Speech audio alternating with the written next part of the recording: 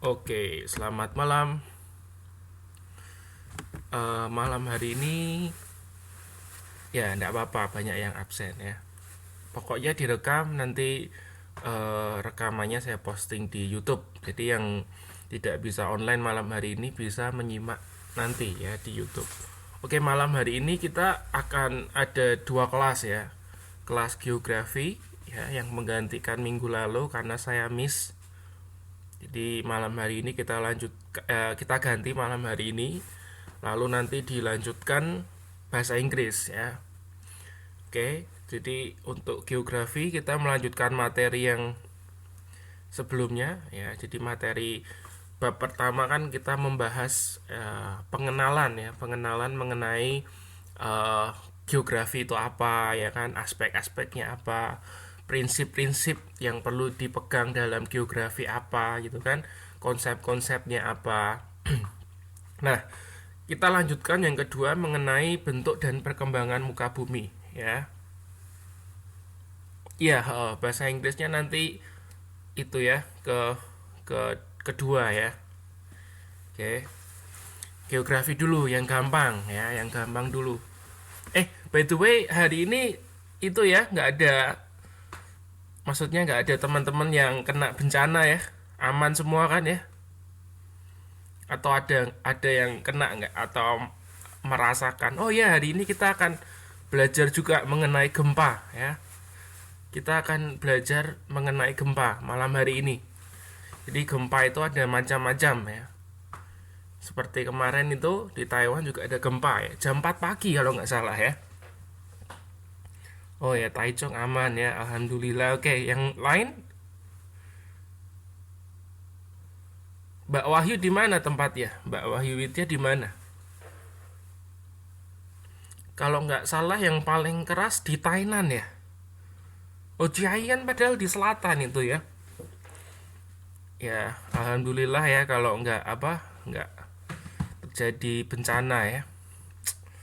Sedih tadi lihat gambar-gambarnya itu kan, banyak gedung yang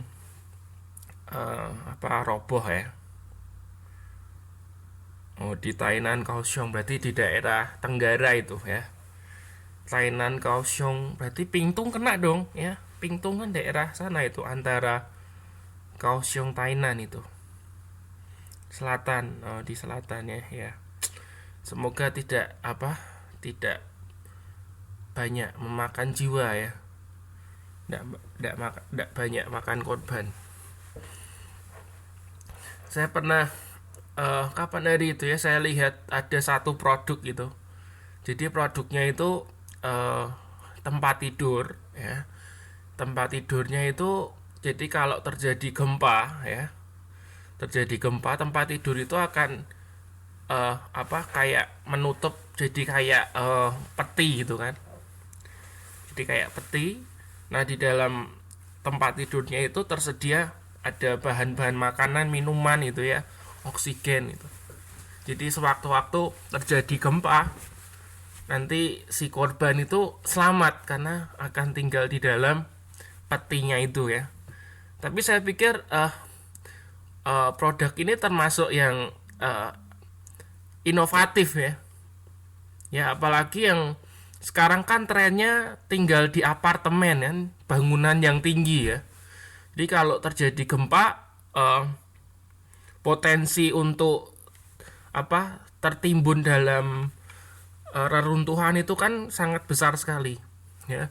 Jadi kalau punya tempat tidur yang itu ya, yang bisa memberikan keamanan seperti itu ya, mungkin termasuk yang inovatif gitu kan. Karena kedepannya kita lihat kan banyak bencana gitu kan, gempa dan lain sebagainya gitu kan. Jadi nanti kalau ada teman-teman yang tertarik ingin membeli ya, bisa dicari. Saya lupa di mana. Itu saya lihatnya ya. Di YouTube atau ya. Ya. Jadi itu tempat tidurnya bisa untuk menyelamatkan diri kalau terjadi gempa. Ya. Oke, jadi malam hari ini kita akan membahas juga mengenai gempa ya. Oke, ini materi geografi kelas 10, nggak banyak sebetulnya ya. Kalau menurut modul kita ini ada 3 bab aja ya. Sebetulnya kalau ada, saya juga punya modul lain itu kan. Dari 3 bab ini sebetulnya dijabarkan lagi jadi 7 ya. Jadi kemungkinan nanti kita akan pecah-pecah lagi. Tapi kalau menurut modul yang kita dapat ya, yang kita pakai itu cuman ada 3 modul. Jadi jangan kaget loh Pak, kok sedikit aja. Ya memang segini gitu kan. Cuman ada 3 bab aja ya. Tapi nanti kita akan pecah-pecah lagi. Yang bab 1 kita sudah pelajari ya kan. Ya, bab 2 ya malam hari ini. Ya, untuk tata surya dan jagat raya itu kalau menurut modul ini ya, itu masuk ke bab 2. Cuma nanti saya pecah ya. Jadi tata surya dan jagat raya nanti kita simpan materinya untuk semester depan. Ya, jadi semester depan kita akan belajar jagat raya tata surya, kemudian ada lapisan litosfer, pedosfer, atmosfer, hidrosfer. Nanti itu kita simpan untuk semester 2 ya. Jadi semester 1 ini kita belajar mengenai pengenalan geografi dan bentuk perkembangan muka bumi aja ya. Yang lainnya nanti kita simpan untuk semester 2 ya. Ini untuk informasi ya. Jadi nanti ujian nasional Anda nanti kalau kelas 3 ya, kelas 12 Anda kan akan menghadapi ujian nasional ya. Materi kelas 10 itu 50% loh. Jadi banyak ya. Jadi kalau bisa Anda perhatikan baik-baik untuk materi kelas 10 supaya nanti nggak ngulangnya terlalu berat. Oke. Nah, ini modulnya yang kita pakai. Ya. Mbak Setia pakai apa ini modulnya ini? Kita pakai yang ini ya. Saya sudah sempat posting juga di grup kan. Ya. Jadi malam hari ini agenda kita modul 2 ya, bab 2 mengenai muka bumi. Harusnya minggu lalu ya, tapi saya miss. Ya, ganti hari ini. Terus nanti akan kita adakan UAS setelah ini. Ya mungkin setelah kuonen ya, supaya Anda bisa lebih nyantai kan. Ya setelah kuonen nanti akan saya berikan soal UASnya ya. Terus ini update untuk UTS kemarin ya. Sampai dengan hari ini ya, yang sudah masuk ini. Entah ada yang belum namanya tercantum nggak?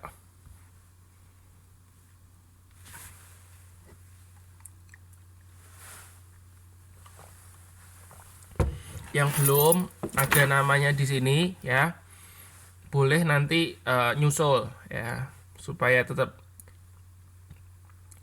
Nah kalau itu salah, ya sorry, ini soalnya saya cuman nyetak apa, cuman ngopi aja. Jadi kalau ada kesalahan ya sebetulnya Anda yang salah ngetik. Ya ini kan nomor 8 ini ya Mbak Lili itu kan, ya enggak apa-apa, tapi saya paham ya. Oke. Ya, itu kan Mbak sendiri yang nulis, tinggal ngopi kok ya.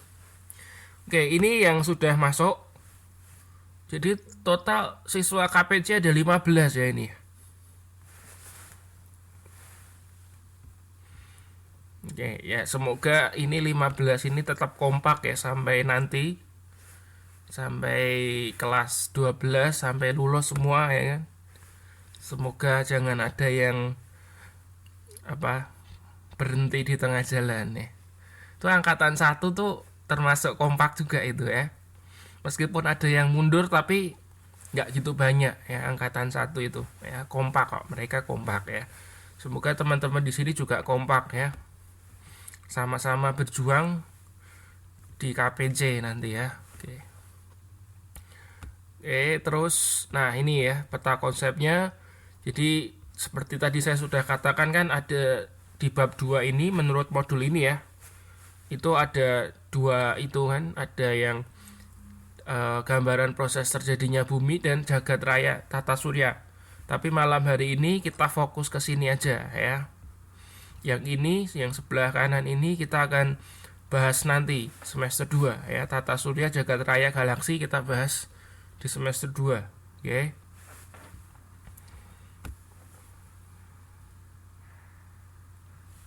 Nah, oke. Jadi proses terjadinya bumi ya. Jadi bumi yang saat ini ya itu mengalami proses perubahan ya. Jadi dinamis ya, tidak tetap, berubah terus. Nah, makanya itu kenapa terjadi gempa itu kan. Terus terjadi gempa gunung meletus. Nah, itu karena bumi itu berubah terus ya, nggak tetap ya.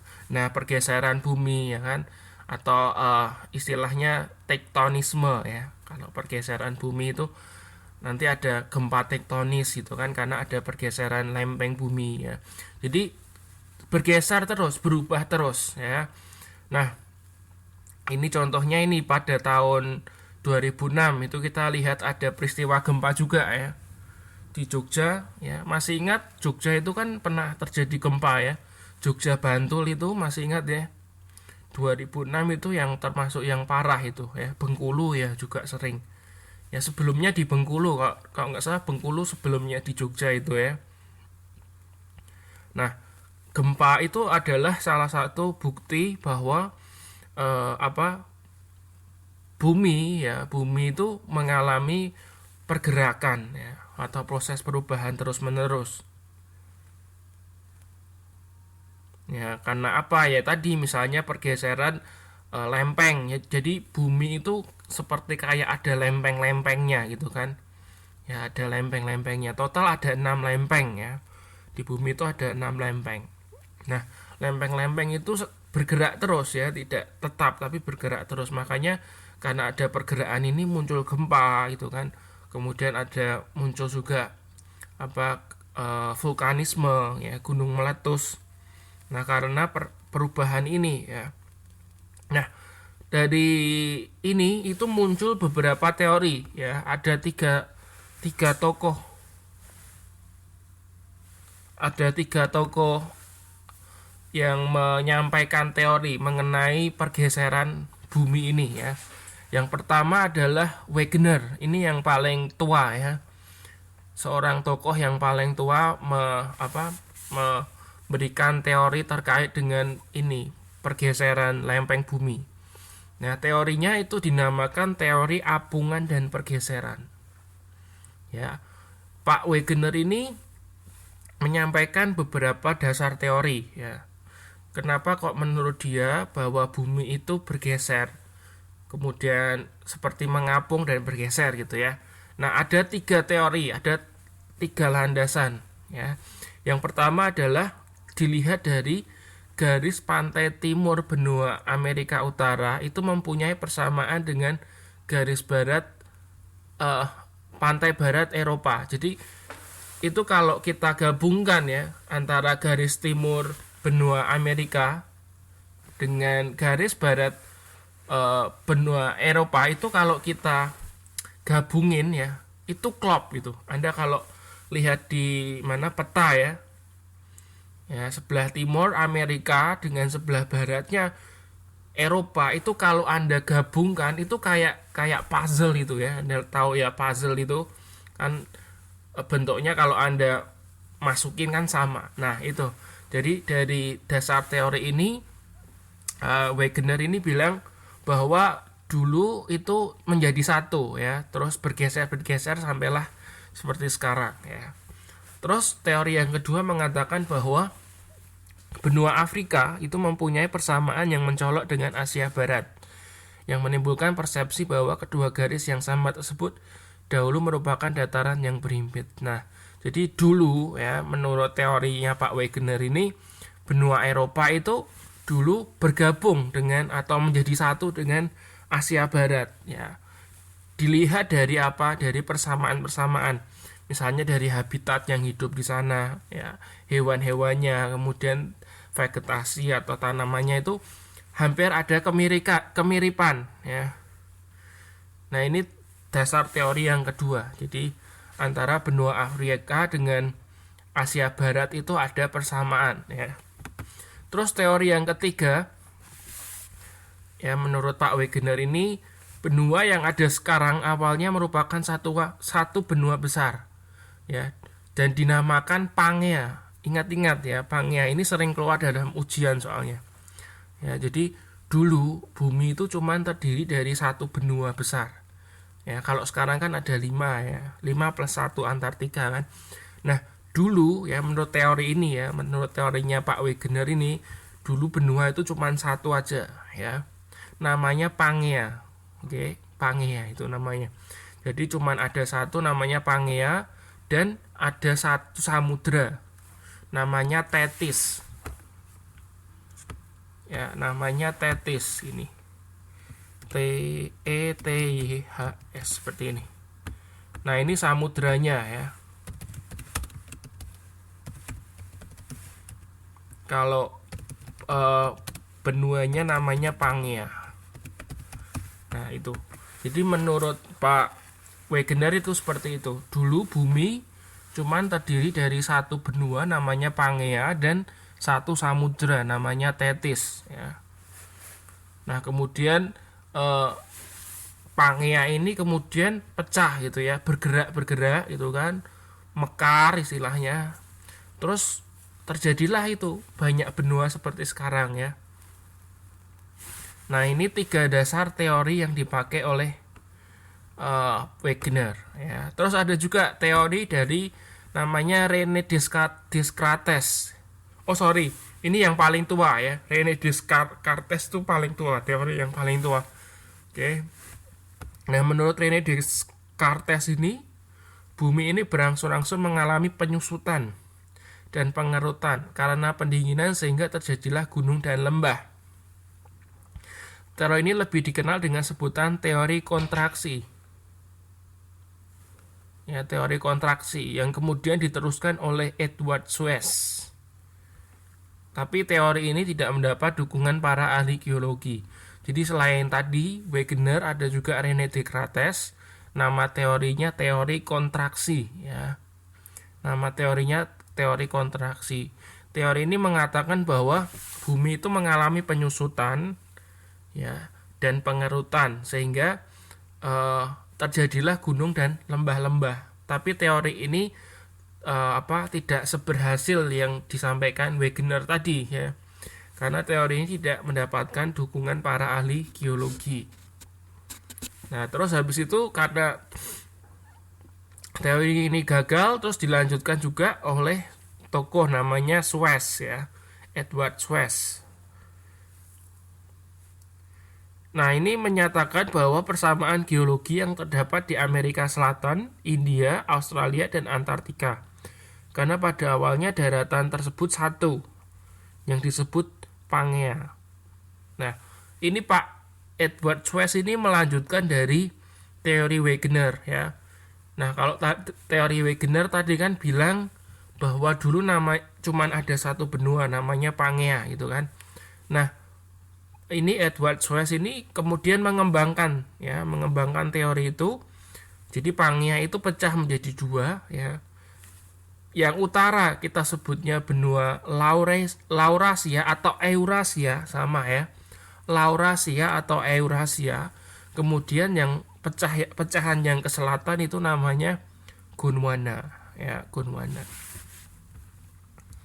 Nah, ini teori yang dikembangkan oleh Edward Suess. Nah, terus kita masuk ke lapisan bumi. Jadi bumi itu juga ada lapisan-lapisannya ya. Ini kalau kita mau lihat ya, jadi bumi itu ada lapisan-lapisan. Nah, lapisan yang paling atas itu kita sebutnya kerak bumi ya. Di sini ya. Kerak bumi itu di sini. Nah, di atas kerak bumi itu ada lapisan kehidupan atau istilahnya biosfer. Ya, biosfer. Di bawah kerak bumi ada selubung atau istilahnya mantel ya. Jadi ternyata bumi itu juga punya mantel ya, atau disebut selubung ya. Nah, di bawahnya lagi ada inti dalam ya. Nah, inti dalam itu bentuknya di bawahnya lagi ada inti ya, dan di inti itu dibagi jadi 2, inti dalam dan inti luar. Inti dalam itu bentuknya cair. Jadi di dalam bumi itu ada inti dalam bentuknya cair. Ya. Terus inti luarnya itu padat. Ya. Seperti itu. Jadi ini adalah, jadi kalau bumi kita potong ya, kita belah itu nanti ada lapisan-lapisan seperti ini. Ya. Kayak kue lapis. Ya. Terus nah ini kita masuk ke ini aja langsung ya. Jadi Indonesia itu merupakan pertemuan 3 lempeng ya. Tadi saya sudah sampaikan bahwa di dunia ini ada 6 lempeng. Nah, Indonesia itu ternyata dilalui 3 lempeng ya. Kalau Anda bisa lihat di sini saya bawa petanya. Jadi Indonesia di sini ya. Indonesia ada di sini kan. Ini Indonesia. Nah, Indonesia ada di sini. Nah, ini pertemuan antara ini lempeng Eurasia. Ya, lempeng Eurasia, lempeng Pasifik, kemudian lempeng Indo-Australia. Ya. Nah, karena ada pertemuan 3 lempeng ini, makanya Indonesia tidak jarang terjadi, maksudnya sering terjadi gempa ya. Karena lempeng-lempeng ini kan tadi seperti yang disampaikan teori sebelumnya bahwa lempeng ini kan bergerak terus ya. Nah, karena gerakan inilah akhirnya menyebabkan Indonesia sering juga terjadi gempa ya. Seperti Taiwan juga ya. Jadi Taiwan kemudian Jepang itu juga sering terjadi gempa. Karena letaknya di antara lempeng-lempeng ini. Nah, selain itu juga karena wilayah Indonesia itu dilalui oleh banyak gunung berapi. Anda kalau lihat ini ya, kayak segitiga ini artinya adalah gunung berapi. Kita bisa lihat Indonesia ini dilalui banyak gunung berapi. Ya, nah ini makanya juga menyebabkan Indonesia sering terjadi gempa vulkanik. Jadi gempa vulkanik adalah gempa yang disebabkan oleh ini meletusnya gunung berapi. Terus kita masuk yang terakhir adalah macam-macam gempa. Ya, macam-macam gempa. Jadi secara umum gempa bumi itu ada 3 macam. Ya, tsunami itu bisa jadi karena meletusnya gunung yang ada di dalam air ya, di dalam laut. Ya, saya lanjutkan macam-macam gempa. Yang pertama adalah gempa runtuhan atau istilahnya terban ya. Gempa terban itu gempa runtuhan. Gempa ini terjadi karena turunnya atau runtuhnya tanah. Jadi tanah itu runtuh sehingga menyebabkan terjadi gempa ya. Nah, biasanya terjadi di pegunungan kapur karena kapur itu kan tidak terlalu kuat ya, tidak terlalu solid sehingga mudah runtuh ya, mudah runtuh. Nah, karena runtuhnya ini kemudian menimbulkan getaran ya. Nah, dinamakan gempa runtuhan. Ini jenis gempa yang pertama. Lalu jenis gempa yang kedua adalah gempa vulkanis. Ya, tadi sudah saya sampaikan, gempa vulkanis itu terjadi karena timbulnya letusan gunung berapi ya.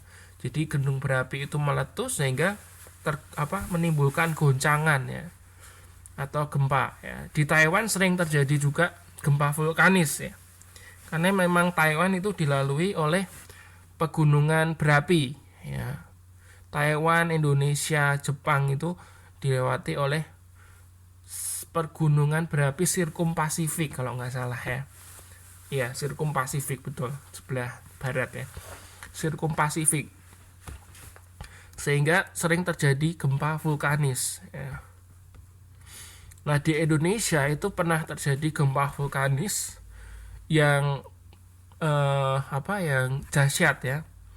Dan dunia itu patut bersyukur karena terjadi gempa ini ya. Jadi Anda kalau ingat itu ada namanya Gunung Tambora. Ada yang pernah dengar Gunung Tambora?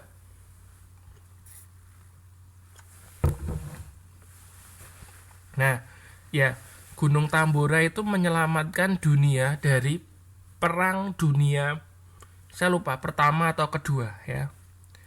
Jadi gempa Tambora itu menyelamatkan dunia dari perang dunia. Dulu pernah terjadi perang dunia kan ya. Perang dunia pertama, perang dunia kedua ya. Seingat saya perang dunia kedua, seingat saya. Jadi waktu itu ada pasukan dari Inggris dan pasukan dari Jerman kalau nggak salah ya. Itu mau perang, ya mau perang. Tapi karena Gunung Tambora itu meletus, ya kan, itu kan menimbulkan asap ya, menimbulkan asap. Nah dari asap itu kemudian menyebabkan hampir bumi itu jadi gelap, ya, jadi gelap. Nah karena gelap kan tidak bisa perang ya kan, jadi itu katanya gelapnya itu sampai seminggu loh, ya, karena asapnya itu, asap dari Gunung Tambora. Anda bisa bayangkan asapnya aja bisa sampai di Eropa, ya, bisa sampai di daerah Eropa, Inggris dan Jerman sana. Padahal Indonesia jarak dari Indonesia ke Eropa jauh sekali ya. Nah asapnya itu sampai menutupi hampir seluruh permukaan bumi itu ditutupi oleh asap dari Gunung Tambora itu. Ya. Nah karena asap itu akhirnya perangnya itu diredam gitu kan, sampai seminggu itu ya. Jadi tidak, perangnya itu teredam karena Gunung Tambora itu. Ya kalau tidak diredam korbannya akan jauh lebih banyak gitu kan. Nah itulah, jadi Indonesia berjasa juga ya melalui Gunung Tambora, karena itu dahsyat sekali ratusannya ya. Itu tahun 80-an ya berarti ya.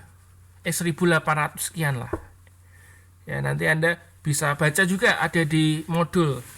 Ya di modul itu juga dijelaskan mengenai gempa Gunung Tambora ya, gempa Gunung Tambora itu termasuk yang gede. Terus juga gempa di itu Gunung Krakatau itu juga gede ya. Gunung Krakatau itu gunung laut, gunung vulkanis ya, yang berada di laut terbesar di dunia. Ya, Gunung Krakatau itu yang letaknya antara Jawa dengan Sumatera ya, letaknya di sana kan. Iya, ada anaknya katanya ya. Nah, itu Gunung Krakatau itu termasuk juga gunung yang bersejarah ya. Ya, yang fenomenal juga. Itu gunung berapi itu kalau meletus ya dampaknya dahsyat juga itu ya. Tidak kalah mengerinya dengan Gunung Tambora ya. Ya, Gunung Tambora yang meletus saja bisa menyebabkan tadi efeknya sampai ke Eropa. Ya, oke, jadi sebetulnya kita sebagai umat manusia harusnya sadar ya, ada kekuatan Tuhan yang luar biasa kan. Ya, ada kekuatan Tuhan yang luar biasa. Manusia nggak akan bisa apa-apa itu kalau sampai gunung Krakatau itu meletus ya. Ya pasti masyarakat Indonesia itu sangat banyak korbannya itu.